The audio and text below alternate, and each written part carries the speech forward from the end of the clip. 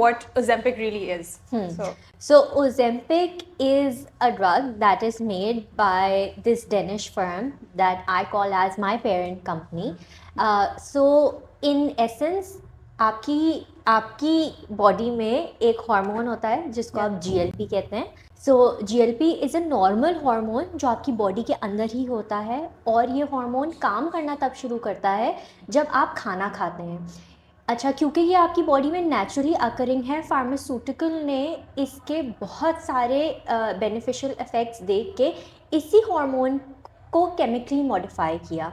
उस मॉडिफिकेशन में एक मल्टीनेशनल कंपनी ने इसका नाम सेमाग्लूटाइड रख दिया, ठीक है, और उसका ब्रांड नेम ओजेम्पिक है, जिसको हम सब जानते हैं.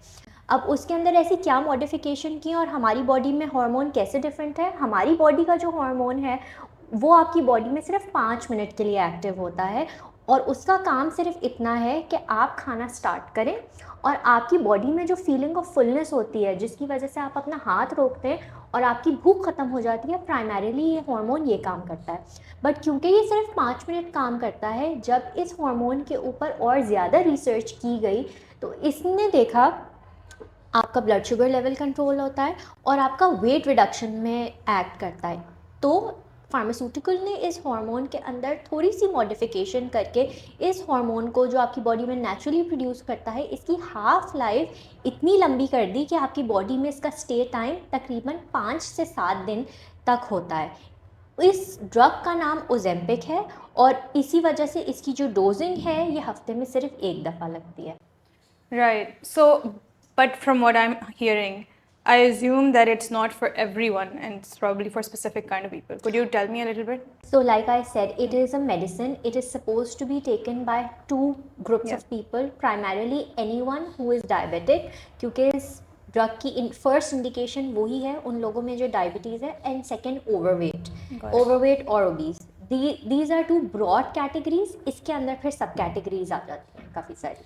So there were a couple of questions asking if teenagers could take this drug. What, even if, other than the fact that they might have diabetes or not, what would you say?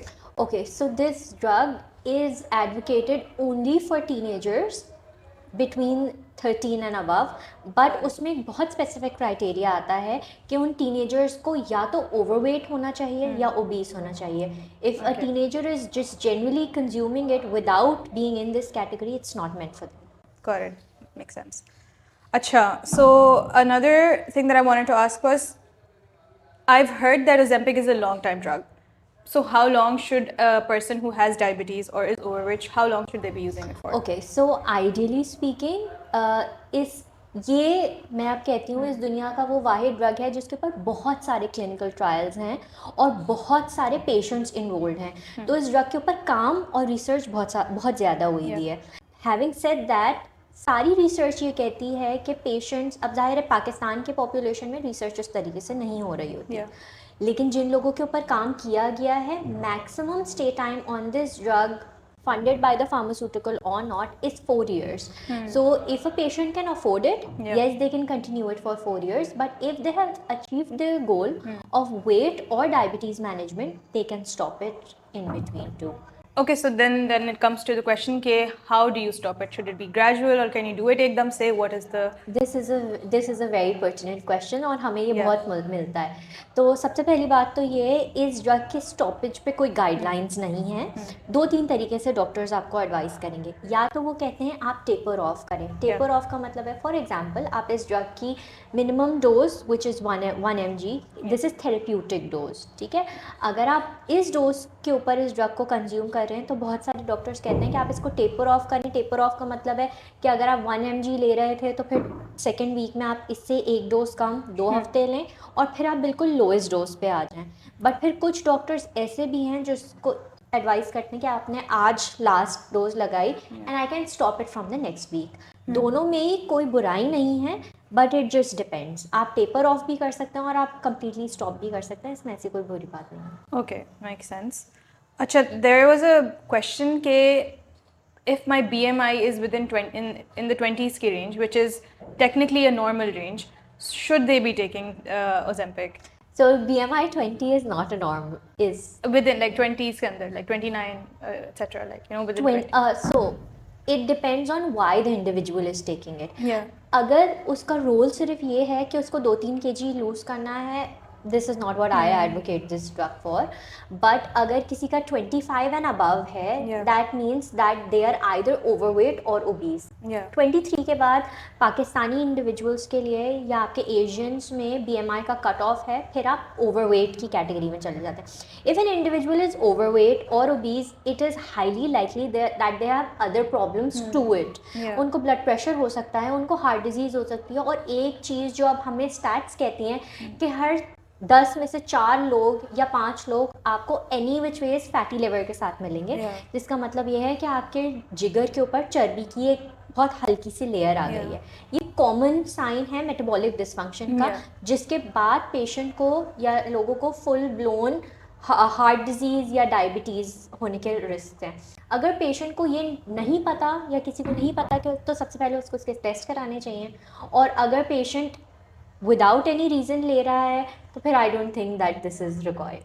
Yeah, I also think that if it's only a few kgs that you have to lose, there is lifestyle changes that you can do. Yes, You can work absolutely. out, you can do strength training, you know. So I feel like for those 2-3 kgs, it just feels like too much investment in terms of even like monetarily and also emotionally, because I know there are side effects which I want you to talk about as Yes. well. So instead, I think a couple of lifestyle changes for a few months would let them have you know a few Absolutely. kgs to lose, and then after that it should be fine.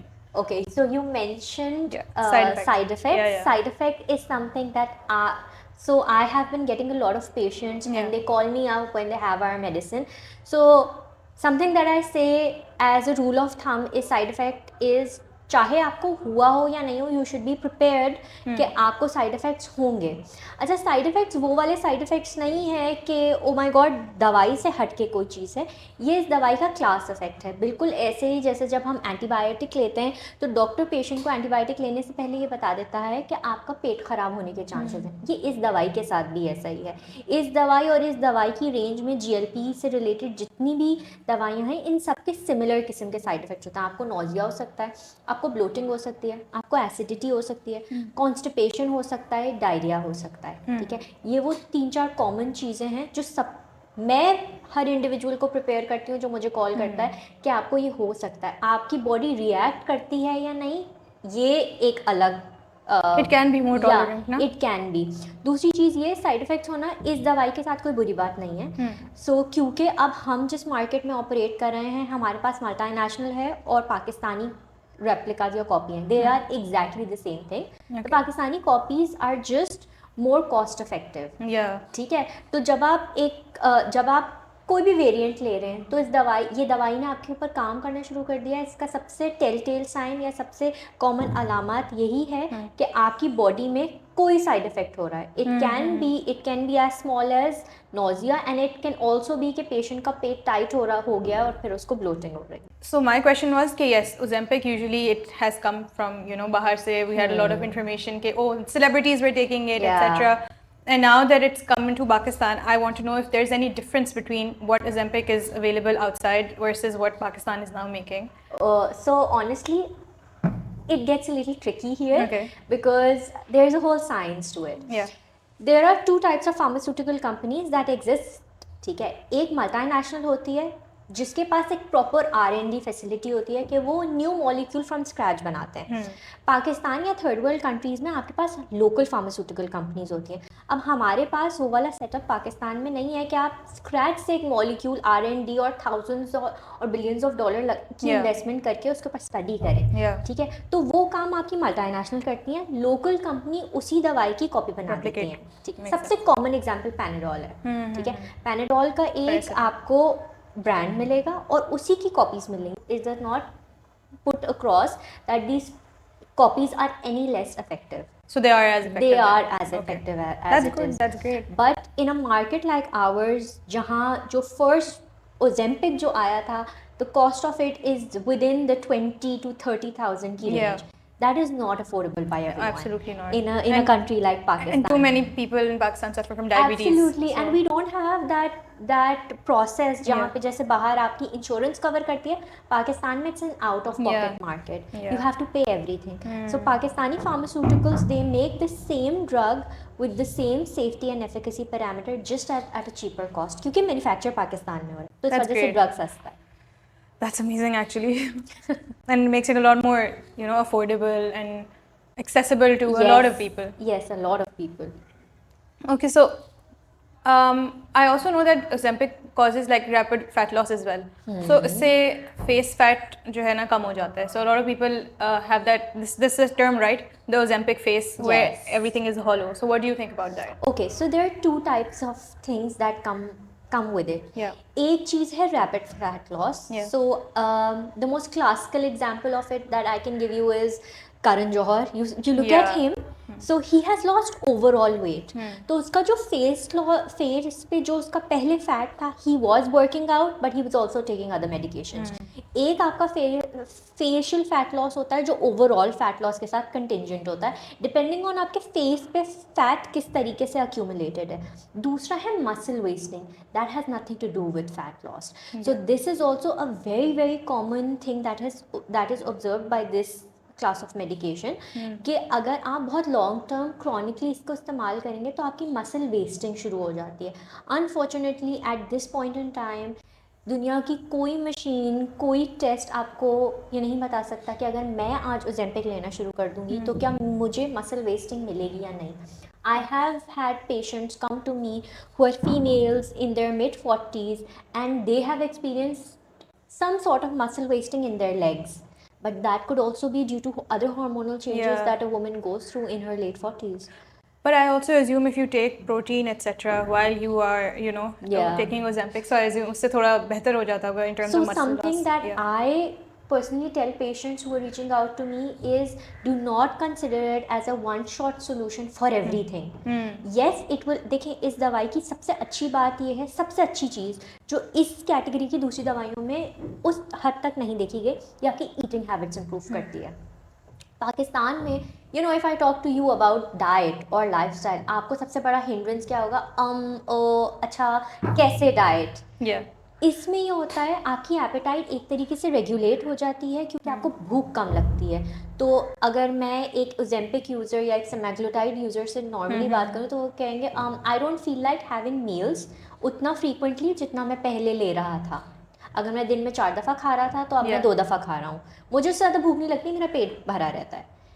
So that is how this drug actually works. So with the protein, the best thing is anyone who's taking it, taking this medicine should also be taking some form of protein or should be doing exercise ताकि your muscles are strong enough that they don't get wasted even if your body has the Got it. tendency for going through it. Okay. Protein just is always important. Yes. Everyone, everywhere. Like just have protein. Yeah. Acha. So I actually quite a few friends of mine have gone through this process of where they did take Ozempic and when they eventually stopped having it and they regained all the weight back, right? And so why does that happen and how to stop that? Again, so जिस point से अभी मैं पहले बात कर रही थी, it's because ये drug आपकी appetite regulate कर रहा होता है. This can always act as an aid to support you with your overall goal, but it should not be something that should be relied upon. Yeah. ठीक है, तो ये 90% उन लोगों के साथ होता है.